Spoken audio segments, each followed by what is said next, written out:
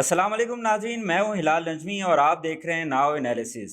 آج ہمارے ساتھ اسٹوڈیوز میں موجود ہیں ہمارے لیے انتہائی محترم، پاکستان پیپلز پارٹی سے ان کا تعلق ہے، سہیل عابدی صاحب سینئر رہنما ہیں اور پاکستان پیپلز پارٹی کے اہم عہدوں پر اپنے فرائض انجام دے چکے ہیں۔ ہم انہیں خوش آمدید کہیں گے۔ السلام علیکم سہیل عابدی صاحب۔ وعلیکم السلام۔ ان کے ساتھ ہمارے ساتھ اسٹوڈیوز میں موجود ہیں سلیم لالا، تاجر رہنما ہیں اور حال ہی میں پاکستان پیپلز پارٹی میں شمولیت اختیار کی ہے۔ سماجی حوالے سے بھی بڑی خدمات ہیں ان کی اور انہیں بھی ہم خوش آمدید کہیں گے۔ سلیم لالا صاحب، بہت شکریہ آپ کی آمد کا اسٹوڈیو میں۔ تو ناظرین، ہم اپنی بات شروع کریں گے، جیسا کہ میں نے آپ کو بتایا کہ پیپلز پارٹی کے سینئر رہنما ہیں سہیل عابدی صاحب۔ تو سہیل صاحب، پہلا سوال، ابھی موجودہ جو حالات چل رہے ہیں وزیر اعظم کی تحریک عدم اعتماد کے حوالے سے، اپوزیشن کا گٹھ جوڑ اور پاکستان تحریک انصاف جو آج کل بڑی ایکٹیو ہوئی ہے مختلف جماعتوں سے، جو پارٹی نمبرز کا گیم ہے، تو کیا دیکھنے جا رہے ہیں، کیا ہونے والا ہے؟ اعوذ باللہ من الشیطان الرجیم، بسم اللہ الرحمن الرحیم۔ ہلال نجمی صاحب، ایکچوئل ملک کی جو صورتحال ہے تو یہ آپ خود دیکھ رہے ہیں کہ بڑی دگرگون صورتحال ہے۔ بڑے ہی ان کی کوئی ایسی امپریسو کوئی پرسنالٹی یا ان کے کوئی ایسے کام، ان کے کوئی عوامل ایسے نہیں رہے جس سے عوام کو کوئی ریلیف ملتا۔ اور جب عوام پریشان ہوتی ہے تو پاکستان پیپلز پارٹی، جس کا اپنا مینیفیسٹو ہے کہ طاقت کا سرچشمہ عوام ہے، اور عوام ہی جب مردہ نظر آئے گی، اس میں طاقت نظر نہیں آئے گی، غربت کی سطح بہت زیادہ بڑھ جائے گی، تو پیپلز پارٹی کبھی نہ تو خوش رہ سکتی ہے نہ اطمینان سے بیٹھ سکتی ہے۔ آپ پاکستان کے تقریباً 75واں سال ہے فارمیشن کو، گزشتہ 71 سال کو اگر آپ اٹھا کے دیکھ لیں، ٹھیک ہے مہنگائی جو 20 سال پہلے تھی، 40 سال پہلے تھی، فرق تو آیا، لیکن جس تیزی سے ہر چیز کی قیمتیں ڈبل ہو گئیں، 100 اور 200% ریشو آف ڈیئرنیس بڑھ گیا، عوام کو ریلیف نہ دے سکی ہے۔ دعوے بہت تھے جو ڈی چوک کے کنٹینر میں بیٹھ کے یہ سلیکٹڈ صاحب کیا کرتے تھے، لیکن آنے کے بعد اس کے بالکل برعکس، تو جب عوام کو ریلیف نہیں ملے گا تو بلاول بھٹو زرداری صاحب نے، میرا خیال میں، کیونکہ آپ میڈیا پرسن ہیں، آپ ہم سے زیادہ بہتر جانتے ہیں کہ کس کی کیا ایفیشینسی ہے،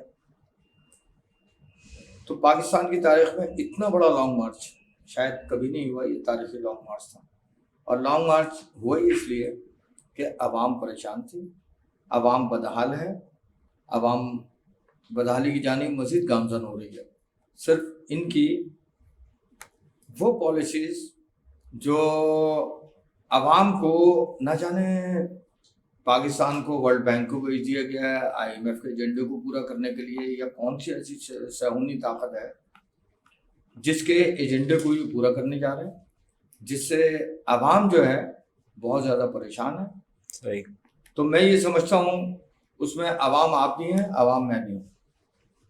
کسی بھی مکتب فکر کا کوئی بھی شخص ہوگا تو وہ انہی تمام پرابلمس کو سفر کر رہا ہے جس میں ایک سلم میں رہنے والا ایک غریب شخص جن پرابلمس کو سفر کر رہا ہے، اسی میں اور آپ بھی۔ تو ان کو بہتر بنانے کے لیے، اور یقینی بات ہے کہ جب ہماری معیشت بہتر ہوگی، معاشی ترقی ہوگی، تو عوام خود بخود خوشحال ہوگی۔ لیکن آج معیشت ہماری بالکل ڈوب رہی ہے، صحیح، اور حضرت کو کوئی فرق نہیں پڑ رہا۔ اچھا، اگر ہم دیکھتے ہیں، معذرت آپ کی بات کاٹ رہا ہوں میں، کہ اگر وزیر اعظم صاحب اعتماد کا ووٹ لینے میں کامیاب ہو جاتے ہیں جی، تو یہ پیپلز پارٹی کا جو لانگ مارچ ابھی چل رہا ہے اور بڑا ہم دیکھ بھی رہے ہیں، بڑا فیڈ بیک بھی آ رہا ہے اس کا، تو کیا آپ سمجھتے ہیں کہ کسی قسم کی کوئی ناکامی کا سامنا ہے پارٹی کو، یا پھر اگر نہیں لے پاتے ہیں تو پارٹی کی حکمت عملی کیا ہونی چاہیے یا کیا ہوگی؟ دیکھیں مسئلہ یہ ہے کہ کامیابی و ناکامی، جب میدان عمل میں لوگ آتے ہیں تو کامیابی کا تو سب سوچ کے آتے ہیں، لیکن ناکامی بھی ہو جائے تو پاکستان پیپلز پارٹی نے اس وقت ہمت نہیں ہاری جب 5 جولائی 1970 کو ایک پہلے جمہوری وزیر اعظم، الیکٹڈ پرائم منسٹر شہید ذوالفقار علی بھٹو کو مسند اقتدار سے جبری ہٹا دیا. اس وقت بھی ڈکٹیٹر سے ہٹانے والے کس کے ایما پہ ہٹایا مجھ سے بہتر آپ خود جانتے ہیں. اور پھر ان کو ایک ایسے ناکردہ جرم کی پاداش میں تختہ دار پہ چڑھا دیا گیا جو انہوں نے کیا ہی نہیں تھا. وہ صرف کیونکہ شہید ذوالفقار علی بھٹو نے پاکستان کو جس افق پہ لے کے آ گئے تھے اور اسلامک کنٹریز کو جس طرح یونائٹ کر رہے تھے تو ان صہیونی طاقتوں کو برداشت نہ ہوا کہ اسلامک سمٹ کانفرنس ویری سکسیزفل کانفرنس ہی ہو جس میں تمام اسلامی ممالک کے سربراہان اور پھر اس کے بعد ورلڈ اسلامک بینک کہ جتنی بھی اسلامک کنٹریز ہیں ہم ان کا ایک یونائٹڈ بینک بنائیں گے اور وہ تمام اسلامک کنٹریز کے اندر. تو اس سے نہ صرف مذہب کی سربلندی بلکہ اس پاکستان کی جو بہت سے ممالک کو پتہ ہی نہیں تھا پاکستان بھی اس خطے میں کوئی ملک ہے لیکن اس وقت پہچانا جانے لگا تھا اور لوگ بولتے تھے وہ بھٹو کا ملک اچھا پاکستان. تو یہ بہت بڑی ترقی تھی عوام کے لیے. عوام کو تمام جتنی بھی یہ سمجھے کہ یہ بے آئینی ملک تھا جہاں ٹیمپریریلی کانسٹیٹیوشن آتا تھا. مستند ہمارے پاس کوئی آئین نہیں تھا. 1973 میں مستند آئین دینا اس عوام کی سب سے بڑی جو ہے کامیابی وہ تھی اور ایک عوامی پارٹی کی بھی کامیابی تھی کہ میوچل کنسنسس سے جتنے بھی پولیٹیکل اسٹیک ہولڈرز تھے چاہے وہ ریلیجس تھے چاہے پیور پولیٹیکل تھے چاہے ریلیجس اور پولیٹیکل تھے ان تمام کو بلایا ان کے ساتھ لیجسلیشن کی ان کے میوچل کنسنسس سے یہ آئین جس پہ میرا خیال میں ہر پارٹی متفق تھی اس آئین کو مسخ کیا گیا جو شہید ذوالفقار علی بھٹو نے دیا تھا. تو پاکستان پیپلز پارٹی کے ساتھ تو اس قسم کے حربے استعمال ہوتے رہے پیپلز پارٹی میں اس وقت ہمت نہیں آ رہی. تو آج اگر میدان عمل میں آئے اور اگر ووٹ فار نان کانفیڈینس میں وہ جیت جاتے ہیں اور وہ یقینی بات ہے کہ جو قوتیں اس کو لے کے آئی ہیں عمران خان کو مطلب کوئی میجک تو نہیں تھا کہ ایک ایسی پارٹی جس کا کوئی گراؤنڈ روڈ کے اوپر اس کی کوئی ورتھ نہیں ہے اور وہ میکسیمم سیٹس اس کراچی سے جبکہ کراچی کے دعوے دار جو لوگ تھے وہ بھی میرے خیال میں نہ بول پائے اور وہ سیٹیں وہ لے کے چلے گئے اور ملک میں ان کی ایک حکومت بن گئی.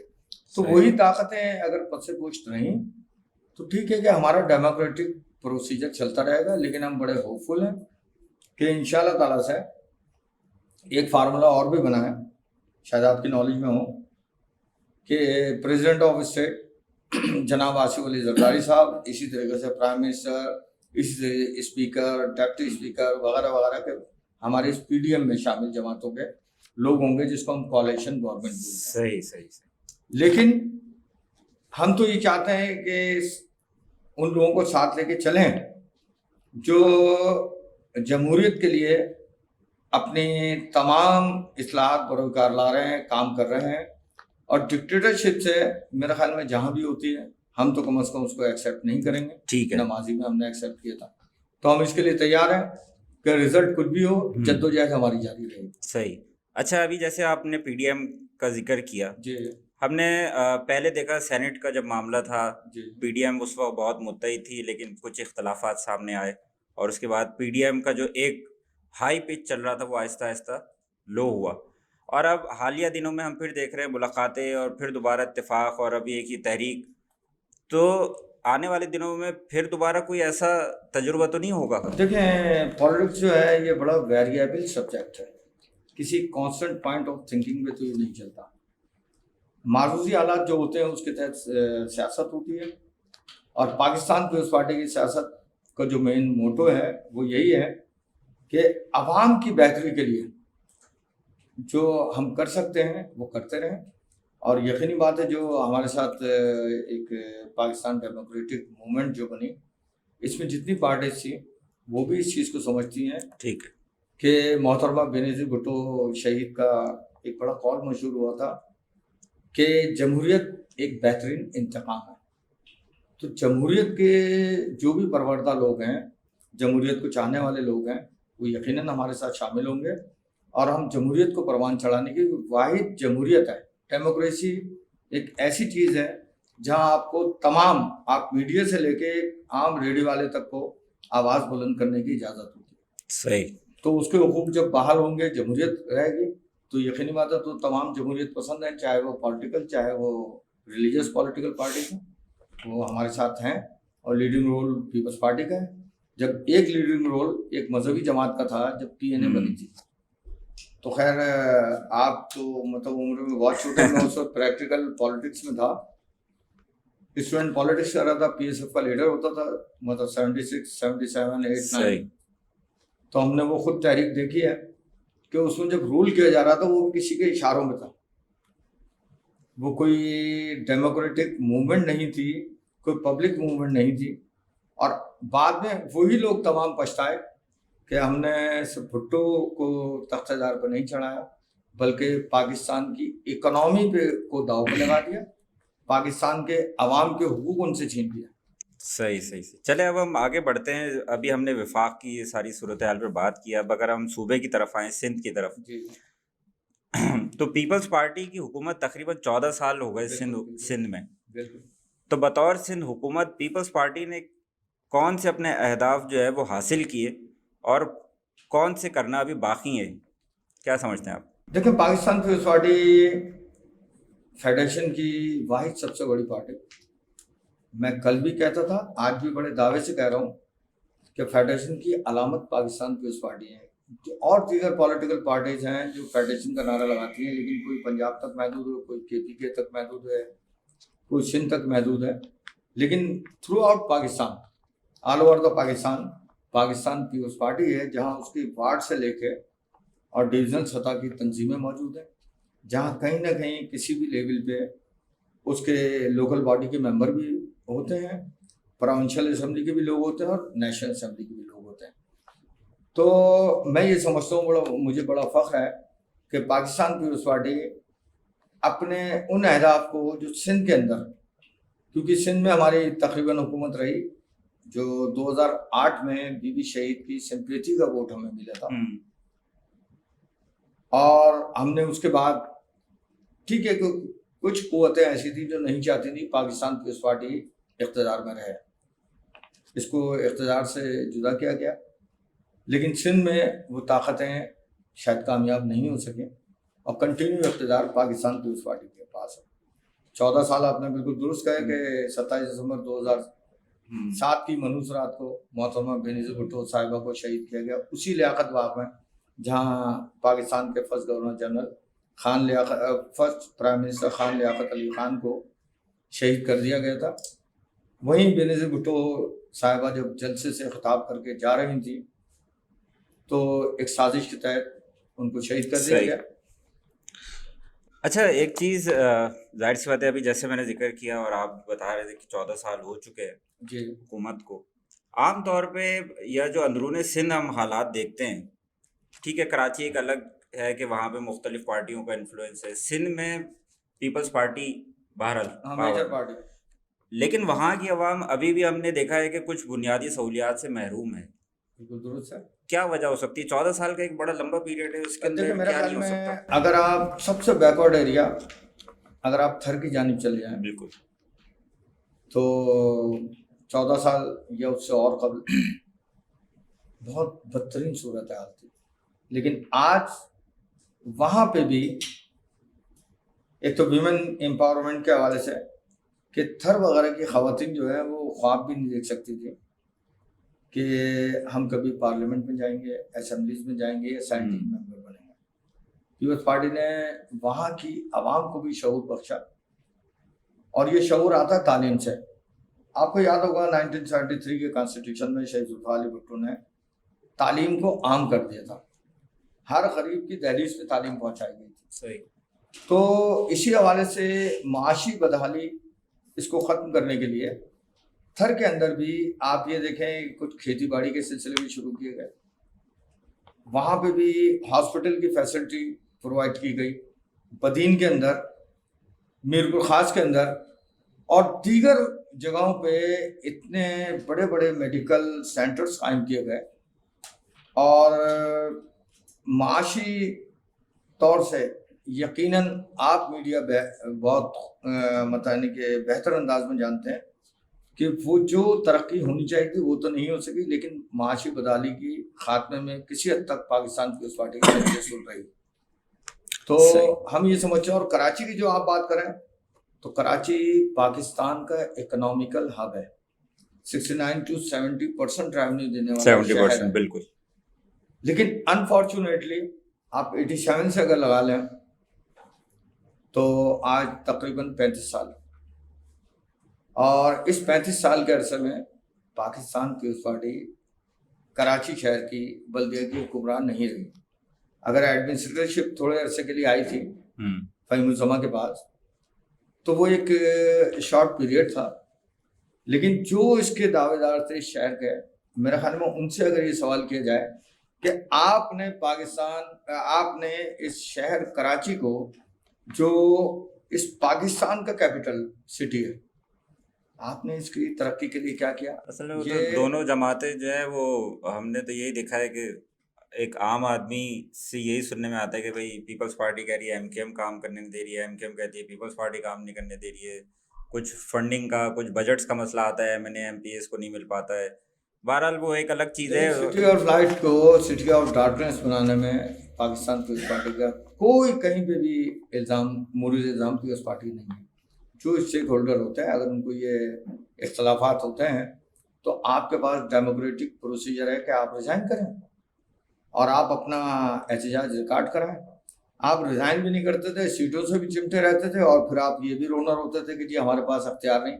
تو جو اپنے فنڈ، آج دیکھیں بیرسٹر مرتضی وہاب ہیں، ایڈمنسٹریٹر ہیں، الیکٹڈ آدمی تو نہیں ہے، کیونکہ سسپینڈ ہو گئی ہے۔ جب وسیم اختر کا ٹینیور پورا ہوا تو اس کے بعد ہمارے لوکل باڈی الیکشن نہیں ہوئے، جب وہ الیکشن ہوں گے تو الیکٹڈ میئر آئے گا، لیکن اس دوران میں بالکل لاوارث تو نہیں چھوڑا جا سکتا۔ تو ایڈمنسٹریٹر کی تعیناتی اکارڈنگ ٹو لا اس کانسٹیٹیوشن کے اندر ہے، تو اس کے تحت مرتضی وہاب آئے۔ ابھی آپ نے دیکھا ہو کراچی شہر کے بہت سارے پلے گراؤنڈز، بہت سارے فیملی پارکس جو اجڑ چکے تھے، ان کو میرے خیال میں بہت اچھا گرینیج بنا دیا۔ آج میں ان کے ساتھ وزٹ پہ تھا تو سینٹرل کے مختلف سڑکوں کا آج انہوں نے افتتاح کیا کہ یہ سڑکیں جو ٹوٹ پھوٹ ٹرینچز بنے ہوئے ہیں سڑکوں کے اوپر، اور بڑی بری صورت حال ہے۔ تو یہ پیپلز پارٹی نے ابھی 3 مہینے میں تو کوئی میجک لائم تو ہے نہیں، اس کو کر دیتا ہے۔ پھر بڑی خوشی کی بات ہے کہ مرتضی وہاب صاحب مطلب دنیائے گائیکی کے، میرے خیال ہے کنگ آف غزل اگر کہا جاتا ہے تو غلط نہیں کہا جاتا، مہندی حسن خان صاحب شاہ محمد قبرستان میں ان کا مزار ہے، ان کی قبر ہے، وہاں گئے، وہاں کی جو صورتحال دیکھی، گریو یارڈ کو اتنا اچھا نہیں، لیکن مرتضی وہاب صاحب نے اسپیشل انسٹرکشن دی کہ اس کو بہتر سے بہترین دیکھنا چاہتے ہیں، صحیح، تاکہ غیر ممالک سے جو لوگ آئیں وہ دیکھنے آئیں کہ بھئی مہندی حسن خان صاحب جو دنیا غزل کے ایک عظیم تر، ان سے بڑا کوئی غزل کو گائک نہیں تھا، کہ ان کی قبر، لیکن جب اس کو دیکھیں گے جو بھی موجودہ ہے تو بڑی عجیب سی صورتحال ہوگی۔ اس سے پہلے راجہ محمد عزیز صاحب تھے، تو ان کو میں نے پرسنلی کہا، اور پیپلز پارٹی نے لازمی بات کہی کہ آپ یہاں کے DC ہیں، آپ اس کی صورتحال دیکھیں، تو گیٹ وغیرہ کچھ بھی نہیں تھا، وہ گیٹ لگے۔ ابھی آصف کی خبر، جو مہندی حسن خان صاحب کے بڑے عارف حسن مہندی تھے، اس کے بعد آصف حسن مہندی، تو آصف حسن مہندی کی قبر ابھی تک مطلب وہ پکی نہیں ہو سکے۔ وہ یقینی بات ہے کہ مرتضی وہاب صاحب سے میں اس پہ بھی بات کروں گا کہ اس کو ہماری سٹی ڈسٹرکٹ گورنمنٹ یا یہ ہمارے ایڈمنسٹریٹر کراچی اس کو بنوائیں۔ صحیح تو یہ احسان نہیں ہوگا بلکہ یہ حق ہے اس خاندان کا۔ اچھا، اگر ہم مردم شماری کے حوالے سے بات کریں، ابھی جیسے بیچ میں آپ نے الیکشن کا ذکر کیا، مردم شماری کے اوپر بڑے تحفظات ہیں، خاص طور پہ MKM اور جماعت اسلامی کراچی کے حوالے سے، حلقہ بندیوں کے اوپر بھی پھر اسی کے اوپر سے تحفظات سامنے آئے، کیا کہیں گے؟ یہ ابھی مردم شماری جو بھی ہوئی ہے، اچھا میں اس کو بڑے آسان الفاظ میں جو انیشیٹ کروں گا وہ یہ کروں گا کہ ایک گھر میں کھانے والے 10 افراد ہیں، صحیح، کھانا 2 افراد تک پہنچایا جا رہا ہے، تو کیسے کھائیں گے وہ 10 افراد؟ اسی طریقے سے اس وقت کراچی میگا سٹی ہے، اس کی پاپولیشن above than 3 crores हैं। सही। करंट सेंसस के अंदर 3.5 करोड़ को सिर्फ 1.5 करोड़ के करीब करंट सेंसस ने इसको शो किया। तो इतना बड़ा शहर जहां मेरे ख्याल में पेशावर से ज़्यादा पख्तून आज कराची शहर में होंगे। बिल्कुल। दीगर सूबों के आप देख लें तो तमाम सूबों के लोग इस शहर में रहते हैं।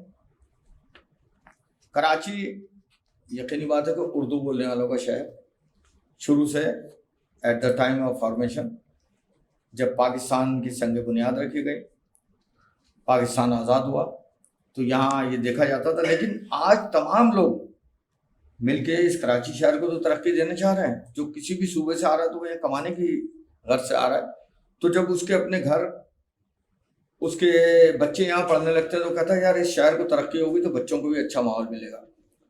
लेकिन इस मर्दमशुमारी ने जो करंट सेंसस हुई है, इसने वो हुकूक खुद छीन लिए जिस पे इलेक्शन कमीशन को गौर करना चाहिए, फेडरल गवर्नमेंट को गौर करना चाहिए, और इसको दोबारा से फेयर सेंसस होनी चाहिए जिससे कराची के आवाम का, चाहे वो कोई सी भी जबान बोलते हैं, लेकिन कराची के आवाम को उनका अच्छा, आपका भी कहना है कि मतलब फेयर मर्दमशुमारी होनी चाहिए? बिल्कुल होनी चाहिए। जो अभी तक जो हुई है वो उससे मुतमईन है पीपल्स नहीं, पार्टी? फेक है। हमने उसको बाकायदा आवाज़ बुलंद की है कि ये मर्दमशुमारी जो है ये गलत है और ये मर्दमशुमारी दोबारा होनी चाहिए। अब ये इलेक्शन कमीशन ऑफ पाकिस्तान और फेडरल गवर्नमेंट कब सोचती है इसके लिए? तो अगर सोच ले तो मेरे ख्याल में कराची जो मेगा सिटी है, मैं बार बार कह रहा हूँ, पूरे पाकिस्तान के हर जबान बोलने वाला इस कराची शहर में मौजूद है। सही। तो उनकी बेहतरी के लिए, कराची की इकनॉमी की बेहतरी के लिए इस फेक सेंसस को कम से कम मैं पाकिस्तान पीपल्स पार्टी के प्लेटफॉर्म से नहीं मानता, और पीपल्स पार्टी बिलावल भुट्टो जरदारी से लेके और एक अदना कारकुन भी इस करंट सेंसस को नहीं मानता, और ना सिर्फ कराची के शहरी इसको तस्लीम करता है। अच्छा, बस एक आखिरी सवाल, उसके अंदर हम चाहेंगे कि सलीम लाला का भी इनपुट लें, तो शुरू आपसे ही करेंगे। जी जी सुहेल आबदी साहब, महंगाई के ऊपर चीखें निकल गई हैं लोगों की, ठीक है, अब किस तरफ जाते हुए देख रहे हैं? महंगाई का ये जो एक सिलसिला चल रहा है, कहीं पर रुकेगा भी या नहीं? देखें, रोकना हुकूमत वक्त के हाथ में होता है। आप ये देखें, अभी बिलावल भुट्टो जरदारी ने जो लॉन्ग मार्च शुरू किया था, जिसका हिस्सा लाजमन मैं भी था कि मैं भी उसमें शामिल था, अभी वो इस्लामाबाद भी नहीं पहुंचे थे कि 10 रुपये बढ़ाए तो 12 थे अभी, लेकिन 10 रुपये उन्होंने फ़ौरन पेट्रोल की कीमत में कमी की, 5 रुपये के गैस की कीमत में, और इसी तरीके से कुछ और उन्होंने कहा कि हम कीमतों में कमी करने जा रहे हैं। सही। तो ये अवामी प्रेशर था, पाकिस्तान पीपल्स पार्टी का प्रेशर था। तो अगर अवाम यूनाइट हो जाए और अवाम इस महंगाई के खिलाफ आ जाए, बरसरे पैकार हो जाए। अब जैसे मैं बात करता हूँ कराची में, खासकर डिस्ट्रिक्ट सेंटर, कि न जाने क्या वजूहत थी कि पाकिस्तान पीपल्स पार्टी की फाउंडेशन हुई है 1967 में। डिस्ट्रिक्ट सेंटर का एक अलग मिजाज रहा। उनका मिजाज पहले रिलीजियस पॉलिटिकल पार्टीज वहाँ पे होती थी, उसके बाद फिर माशाल्लाह से लिसानी बुनियादों पे एमक्यूएम का स्टेक रहा। पीपल्स पार्टी को कभी भी वहाँ के लोगों ने नहीं आजमाया, और मेरे ख्याल में आजमाएंगे तो हम ना सिर्फ लोकल सतह पे बल्कि प्रोविंशियल और नेशनल लेवल के ऊपर इस कराची की कामयाबी के लिए हम बात करेंगे। और महंगाई, ये होशरुबा महंगाई हुकूमत वक्त के इख्तियार में होती है, इसे बढ़ाना और इसे कंट्रोल करना। मैं लास्ट गवर्नमेंट की बात करूंगा कि जब आटे की बहुत बड़ी किल्लत हुई थी, जनाब कायम अली शाह साहब ने, मतलब मसूनी किल्लत होती है ज़्यादातर, तमाम फ्लोर मिल्स को order the. At that time I was the district president of central Karachi, Pakistan peoples party. उन्होंने कहा कि हर इलाके में आटे के ट्रक्स तमाम फ्लोर मिल्स को हिदायत दी गई थी थ्रू डिप्टी कमिश्नर। आप यकीन करें, 10 रुपये किलो के हिसाब से 100 रुपये की एक बोरी, जो मतलब यानी कि उसमें जितना आटा भी जिसको चाहिए वो हम ट्रक्स लेके जाते थे। बल्कि वहाँ के हम इसको भी नहीं देखते थे कौन किस पार्टी से ताल्लुक़ रखता है। अगर वहाँ का कोई नुमाइंदा है किसी और पार्टी का भी है, ہم اس کو بھی ٹرک دیتے تھے کہ عوام تک پہنچنا چاہیے. آج مہنگائی بچت بازار کے نام پہ جنہوں نے مہنگائی کا ریشو آف ڈیئرنیس اتنا ہیوج کر دیا ہے کہ عوام کی قوت خرید رہی نہیں ہے, وہ بھی خرید نہیں رہی. ان بچت بازاروں کے نام پہ علاقوں کو قبضہ کیا جا رہا ہے. صحیح, اپنی ٹیریٹری بنائی جا رہی ہے کہ بعد میں اس کو پرماننٹ کریں گے, کوئی یہاں پہ ڈھابا لگا دیں گے, کوئی یہاں پہ کوئی اور اسٹال لگا دیں گے, لیکن اس کی آڑ میں لیکن عوام کی داررسی نہیں ہو رہی ہے. تو قائم علی شاہ صاحب کے دور میں صحیح بالکل آٹا بام پہنچایا گیا, چینی کی ہوئی قلت, چینی مہنگی ہونے لگی, اس کو کنٹرول کرنے کے لیے سب حکومت وقت کے پاس ہوتا ہے. ٹھیک ہے. سلیم لالا صاحب, بحیثیت تاجر, ابھی جیسے پروگرام سے پہلے بھی یہ بات ہو رہی تھی گارمنٹس انڈسٹری کے حوالے سے, تو گارمنٹ انڈسٹری ابھی کس پوزیشن میں ہے؟ کیا ڈاؤن فال چل رہا ہے یا کچھ ابھی کورونا کے بعد سے اور اب یہ پابندیاں بھی ہٹ رہی ہیں آہستہ آہستہ, تو کوئی اسٹیبلٹی آئی ہے کچھ خاص طور پہ مہنگائی والے ایلیمنٹس کے ساتھ؟ گارمنٹس انڈسٹری ابھی کہاں کھڑی ہے ہماری؟ اعوذ باللہ من الشیطان الرجیم, بسم اللہ الرحمن الرحیم. گارمنٹ کمپنیاں جو ہے نا آج کل لوسٹ میں چل رہی ہیں, بالکل پریشان ہیں, عوام بھی پریشان ہے, لوگ بھی پریشان ہیں, اور مہنگائی اتنی ہے کیا نام ہے کہ بالکل کچھ سمجھ میں نہیں آ رہا ہے. کیونکہ جو ہے پچھلی حکومتوں میں جو ریٹ چل رہے تھے اس سے پچھلی حکومتوں میں جو ریٹ چل رہے تھے آج وہ ریٹ نہیں ہے, آج ریٹ بہت زیادہ بڑھ چکے ہیں, تو کام بالکل نہیں. کراچی کے اندر فیکٹری والے اتنے پریشان ہو گئے ہیں کہ کیا نام ہے, کہتے ہیں کہ بھائی ہم جا رہے ہیں پاکستان چھوڑ کے کسی اور ملک جاتے ہیں, بنگلہ دیش جا رہے ہیں, کہیں اور جا رہے ہیں, تو بڑے معاملات بنے ہوئے اس کے اوپر, پریشان بھی ہیں. اچھا, یہ سماجیات کے حوالے سے بھی ہم نے دیکھا آپ کی بڑی خدمات ہیں, تو مہنگائی کے بعد جیسے اب تاجر تنظیمیں یا تاجر طبقہ جو ہے, خاص طور پہ ابھی رمضان بھی آ رہے ہیں, تو بڑا ایک سماجیات کے حوالے سے ایکٹیو رول ہوتا ہے, تو کیا دیکھ رہے ہیں کہ ابھی فلاح و بہبود کے لیے خاص طور پہ رمضان میں یا جیسے راشن کا ایک کیمپین چلتی ہے, اس طرح سے کچھ ان چیزوں میں رکاوٹ کا سامنا ہوتا ہے اس مہنگائی کی وجہ سے؟ چلیں کیا کہیں گے سہیل بھائی آپ؟ دیکھیں, میں تو یہ کہوں گا کہ اب یہ جو شعبہ مہنگائی کا سلسلہ ہے, سندھ حکومت پہل کیف کوشش کر رہی ہے کہ اس میں کمی آئے, لیکن فیڈرل گورنمنٹ جب تک انیشیٹو نہیں لیں گے تو میرے خیال میں مہنگائی کا رکنا بہت مشکل ہے. عمران خان صاحب اگر یو کے اور امریکہ سے کمپیریزن کریں گے پاکستان کا, تو یہ پاکستانی عوام کے ساتھ بہت بڑی زیادتی ہوگی, اور کیونکہ وہ شاید مزاج بھی ان کو وہی والا ہے, ویسٹرن اسٹائل ہے ان کا, اور وہ انہی کنٹریز کو دیکھتے ہیں اور تقابل کرتے ہیں کہ پاکستان میں دیکھیں کچھ بھی نہیں ہے, وہاں دیکھیں کتنی مہنگائی ہے, تو بھائی ہم ڈالرز اور پاؤنڈ نہ یہاں پہ ارن کر رہے ہیں اور نہ ہم اس سے کوئی تقابل کریں گے. بہت شکریہ سہیل عابدی صاحب, بہت شکریہ سلیم لالا صاحب. ناظرین, ہمارے پروگرام کا وقت ہوا چاہتا ہے ختم, اگلے پروگرام کے لیے دیجیے اجازت, اللہ حافظ.